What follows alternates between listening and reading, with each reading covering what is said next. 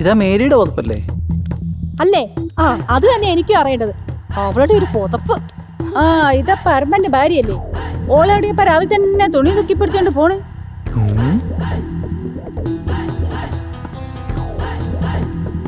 ഓ അതല്ല,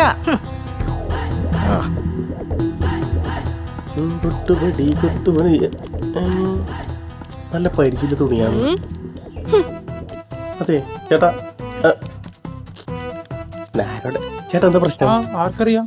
അറിയില്ലേ? പിന്നെ എങ്ങോട്ടേ വെച്ച് പിടിക്കുന്നു ചേട്ടാ? പറമ്പറ്റോള് നേരെ കള്ളുപേരുടെ വീട്ടിലേക്കാ. ഇന്ന് ഓറ്റ കാര്യം കണക്കാ.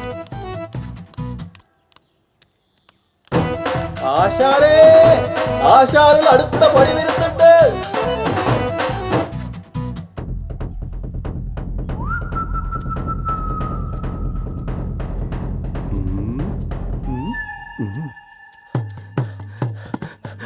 ആശാനെ, എന്താടാ?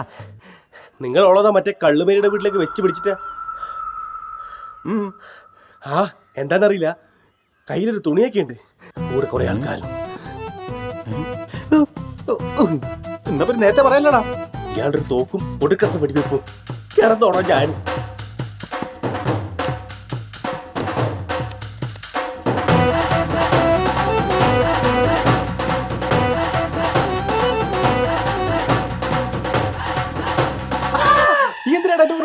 ആശാനോട് മാറിക്കടാ.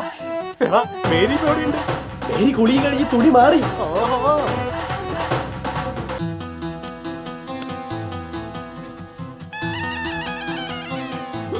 അയ്യോ, അമ്മേ.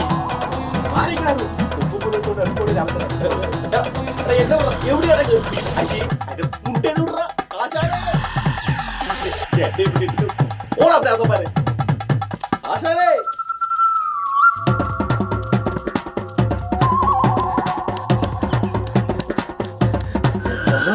ഇതാണല്ലേ ഷോർട്ട് കട്ട്.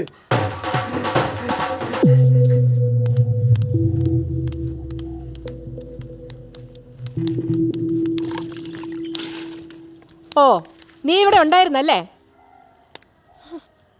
അല്ല, ഇത് എന്റെ പുതപ്പല്ലേ? നിനക്കിത് എവിടെ നിന്ന് കിട്ടി? രാവിലെ തുണി കഴിയപ്പോ ഞാനിത് എവിടെയെല്ലാം തിരക്കിന്നറിയോ? അത് തന്നെ എനിക്ക് അറിയേണ്ടത്. നിന്റെ ഈ പുതപ്പ് എങ്ങനെ എന്റെ വീട്ടിലെത്തിയത്? എന്താടി എന്താ പ്രശ്നം? ഓ, വന്നോ? രാവിലെ തന്നെ ഈ തോക്കും പൊക്കി പിടിച്ച് ആര് വെടിവെക്കാൻ വന്ന മനുഷ്യ? എടി, ഞാൻ കൊക്കിനെ വെടി വെക്കാൻ. നിങ്ങളുടെ ഒരു സത്യം പറ മനുഷ്യ, ഇവളെ ബെഡ്ഷീറ്റ് എങ്ങനെ നമ്മളെ വീട്ടിൽ വന്നത്?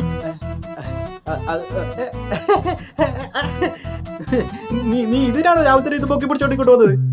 നിന്റെ ഒരു കാര്യം. കിടന്ന് വീണ്ടും കളിക്കല്ലേ? മര്യാദക്ക് സത്യം പറഞ്ഞോ. നിങ്ങൾ അറിയാതെ അത് അവിടെ വരില്ല. എടി, ഞാനത് ഇന്നലെ പന്നീനെ വെടിവെക്കാൻ വേണ്ടി പോയില്ലേ രാത്രി? പന്നീനെയാണോ അതോ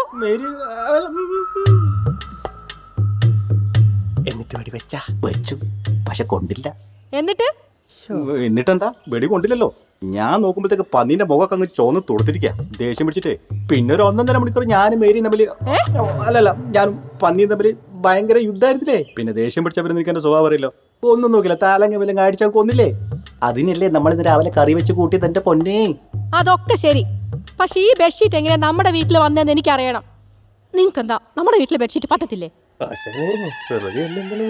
എടി, ഞാൻ പറഞ്ഞില്ലേ, പന്നിമേ മലപ്പിടുത്തം പിടിച്ചപ്പോ മേരിയാ മുണ്ടാന്നത്, അതിലാകെ ചളിയായിരുന്നില്ലേ. അതെങ്ങനെ ഇത്ര കൃത്യമായിട്ട് നിങ്ങൾ ഇവളുടെ വീട്ടിൽ തന്നെ വന്ന് കയറിയത്? എടി, അതിപ്പോ എനിക്ക് പറയാൻ പറ്റുമോ പന്നീരോട്?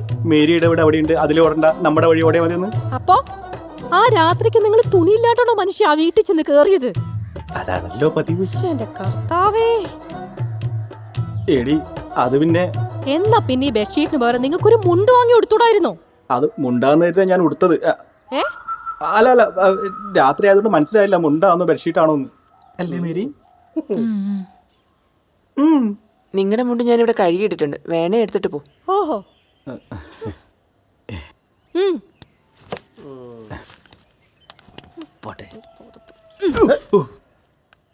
മേരി,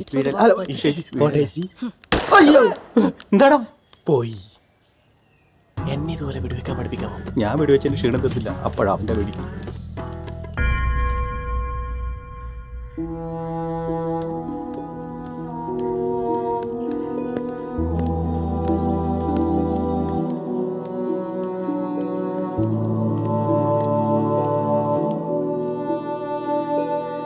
ജസ്റ്റിന, നിന്നെ ഒന്ന് കാണണമെന്ന് ഞാൻ പറഞ്ഞിരുന്നു. ചാച്ചൻ പറഞ്ഞിരുന്നു അച്ഛൻ കുറെ വഴക്ക് പറഞ്ഞ കാര്യം. ഒരു കന്യാസ്ത്രീക്ക് പറ്റിയ ജോലിയല്ല ഞാൻ ചെയ്യുന്നതെന്നും ക്യാമറയൊക്കെ തൂക്കി ആണുങ്ങളുടെ കൂടെയുള്ള ഈ നടത്തത്തെക്കുറിച്ചും. അതെ, പറഞ്ഞു. ഒരു കന്യാസ്ത്രീ ജീവിതത്തിൽ പാലിക്കേണ്ട സാമാന്യ മര്യാദകളെക്കുറിച്ച് മാത്രമാണ് ഞാൻ പറഞ്ഞത്.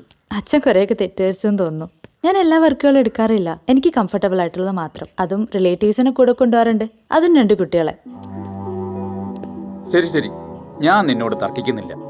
നിന്റെ മനോഭാവം തിരുത്താൻ പറ്റാവുന്നതല്ലെന്ന് മനസ്സിലായി. എന്നാലും പറയാതിരിക്കാനാവില്ലല്ലോ. സഭയുടെ അനുഭവത്തോടെ മാത്രമാണ് ഞാനിതൊക്കെ ചെയ്യുന്നത്. ആർക്കും ദോഷം വരുന്നൊന്നും ചെയ്യുന്നുമില്ല. ശരിയായിരിക്കാം.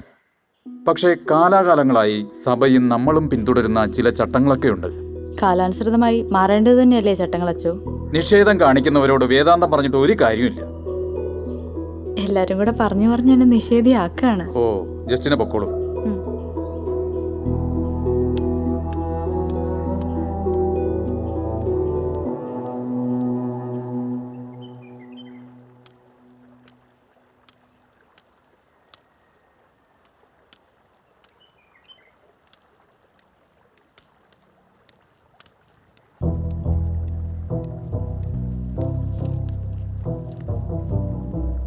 ഞാൻ മോളെ കാണാൻ വേണ്ടി നിൽക്കുകയായിരുന്നു. എന്താമേ? എൻ്റെ മോനേക്കാളും വിശ്വാസം എനിക്ക് നിന്നെയാണ്. ഒത്തിരി ഇഷ്ടവുമായിരുന്നു. ഈ ഉടുപ്പിട്ടില്ലായിരുന്നെങ്കിൽ ജോമോൻ്റെ പെണ്ണായി ഞങ്ങളുടെ വീട്ടിൽ വന്ന് കയറിയേനെ. അതൊക്കെ കഴിഞ്ഞ കാര്യങ്ങളല്ലേ അമ്മേ. ഇനി അതൊന്നും ഓർമ്മിപ്പിക്കണ്ട. ഞാനിപ്പോൾ ഈ ഉടുപ്പിനെ സ്നേഹിച്ചു തുടങ്ങി. എനിക്കറിയാം. ജോമോൻ ഇടയ്ക്കിടയ്ക്ക് പറയും മോളി ഉടുപ്പൂരി വന്ന അവൻ സ്വീകരിക്കുമെന്ന്. അവന്റെ മനസ്സിൽ ഇന്ന് നീയുണ്ട്. അവന് മറക്കാൻ കഴിഞ്ഞിട്ടില്ല. എന്നെങ്കിലും ഒരിക്കൽ അവൻ വന്ന് വിളിച്ചാ മോൾ ഇറങ്ങി വരരുത്. മോളുടെ ചാച്ചൻ, അമ്മ, അനിയത്തി ഇവർക്കൊക്കെ ആളുകൾക്കിടയിൽ തല ഉയർത്തി തന്നെ ജീവിക്കേണ്ടതല്ലേ?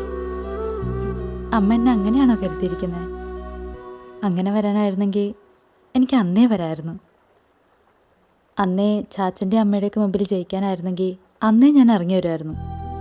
പക്ഷേ അത് ജോമോനോടുള്ള ഇഷ്ടക്കുറവുകൊണ്ടല്ല, മറിച്ച് ഞാൻ കാരണം 2 കുടുംബങ്ങൾ തമ്മിൽ ശത്രുത ഉണ്ടാവരുതെന്ന് കരുതി.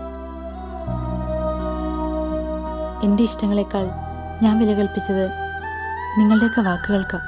ഞങ്ങൾക്ക് ഇഷ്ടക്കുറവൊന്നുമില്ലായിരുന്നു. മാത്രമല്ല മോളെ വലിയ ഇഷ്ടവുമായിരുന്നു. പക്ഷേ ഇറച്ചിവെട്ടുകാരൻ്റെ മോന് പെണ്ണു കൊടുക്കില്ല എന്നും പറഞ്ഞ് മോളുടെ ചാച്ചൻ ഞങ്ങളെ ഒത്തിരി അപമാനിച്ചു.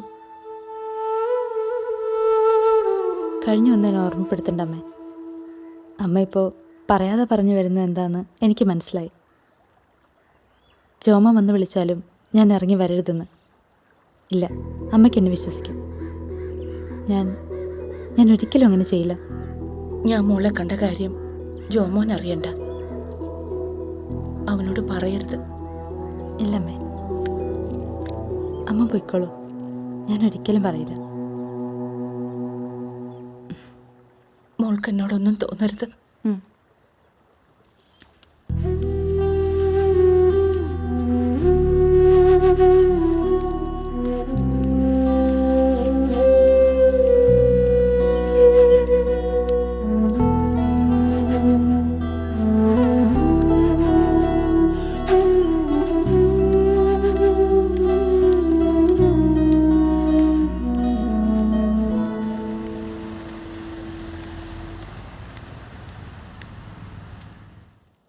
അച്ചോ, ഈശോ മിശിഹായ്ക്ക് സ്തുതിയായിരിക്കട്ടെ. ഇപ്പോഴും എപ്പോഴും സ്തുതിയായിരിക്കട്ടെ.